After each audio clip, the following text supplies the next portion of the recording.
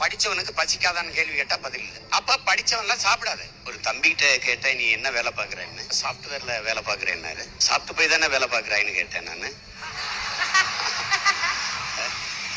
அலைபேசி புதுசா இருக்கே அப்படின்னு. ஆமாண்ணே, இது 13Gன்னாரு. செல்போன்ல எத்தனை ஜி வரலாம், 11G 13G 14G எல்லாம் வரலாம். ஆனா கஞ்சி விவசாயி நாங்க தான் ஊத்தணும்.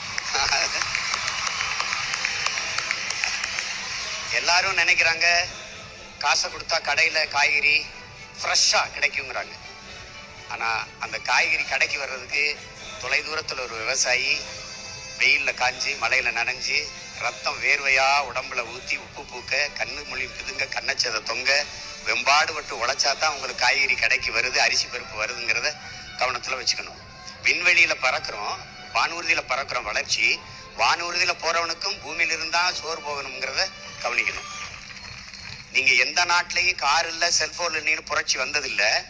ஆனா நீரும் சோறு இல்லைன்னா அங்க புரட்சி வராம இருந்ததில்ல. அதுக்கான டீசர் உங்களுக்கு புரியுற மொழி சொல்ற, அதுக்கான ட்ரெய்லர், அதுக்கான முன்னோட்டம் பக்கத்தில் இருக்கிற இலங்கையில நடந்து கொண்டு இருக்குங்கிறத நீங்க கவனிச்சுக்கணும். நீங்க கொரோனா வந்தது, காசு இருந்தது, யாரும் நகை கடைக்கு போய் நகையை வாங்கி வைப்போம்னு நினைக்கல, ஜவுளி கடைக்கு போய் புதுதா துணி எடுத்து சேமிப்போம்னு நினைக்கல, ஷோரூம்ல போய் புதுசா கார் வாங்கிட்டு வரும்னு நினைக்கல. எங்க மளிகை கடை திறந்திருக்கு, எங்க காய்கறி கடை திறந்திருக்குன்னா நீங்க தேடினீங்க. அப்படின்னா உணவின் அவசியத்தை நீங்க புரிஞ்சுப்பீங்கன்னு நினைக்கிறேன். உலகத்தில் வேளாண்மையை கைவிட்ட எல்லா நாடுகளும் பிச்சை எடுக்குது. நீங்க தொழில் வளர்ச்சிங்கிறீங்க. தொழில் வளர்ச்சி, வேலை வாய்ப்பு, வேலை பார்த்தா சம்பளம் கிடைக்கும். சம்பளத்துக்கு என்ன செய்வீங்க? நல்லா சாப்பிடுவீங்க. சாப்பாடு எங்க இருந்து வரும்? யார்ட்டையும் பதில் இல்லை. விவசாயத்தை படிக்காதவன் செய்யற தொழில் என்று நினைக்கிறீங்க. விவசாயம் தொழிலே கிடையாது.